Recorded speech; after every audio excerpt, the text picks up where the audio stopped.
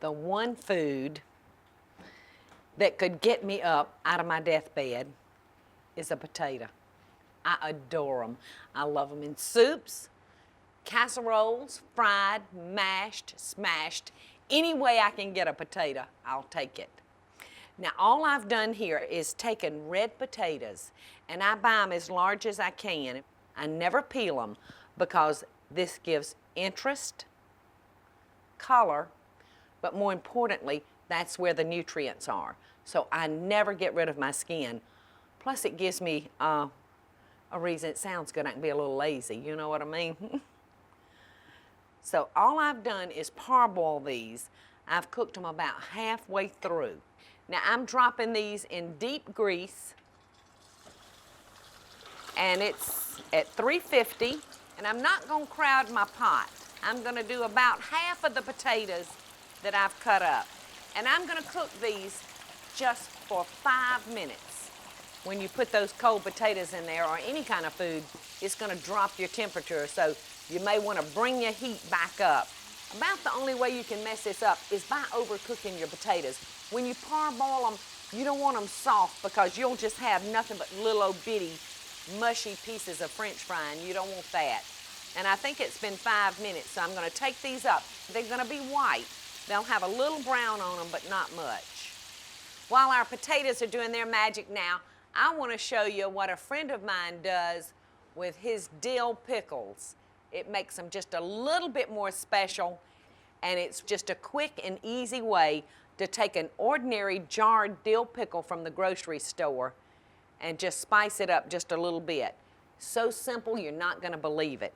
We're gonna start with sugar and vinegar, and we're gonna just stir that up, and then we're gonna just pour our dill pickles over into that sugar and vinegar. And we're gonna take us about 2 tablespoons of pickling spices. And you can just find this in the grocery store in your seasoning section. Now we have just put our pickling spices in some cheesecloth. And we're gonna just drop this over into our bowl, and we're gonna let this sit on the counter for 4 hours until all the sugar's dissolved. And then we're just gonna jar him up and let him sit for about 3 or 4 days, and you're gonna have such a nice treat. That sugar and vinegar is so good together. Well, let's see if our grease is about ready. And the secret that I have found to make the world's best French fries is this bowl of onions. And we're gonna start by just dropping them in our grease. And we're gonna stand back a little. And my first batch of French fries are nice and cool, and I'm gonna drop them in right behind those onions. And I wish you were here because those onions are just doing a dance in there that you wouldn't believe. And the onion along with the potato, it's just different. Look at that. Who doesn't like an onion ring? Look at those wonderful golden brown onions mixed in with those potatoes. They're so, so good. I do hope you'll try this one. All right, before they get dry, we're just gonna toss them with salt.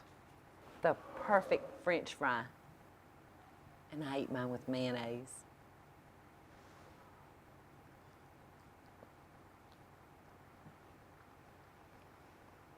I'm happy.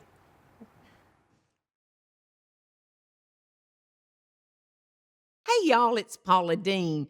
Now, if you enjoyed this blast from the past, be sure to like it and click the subscribe button, as well as the notification bell to be alerted when I post a video. Love and best dishes, y'all.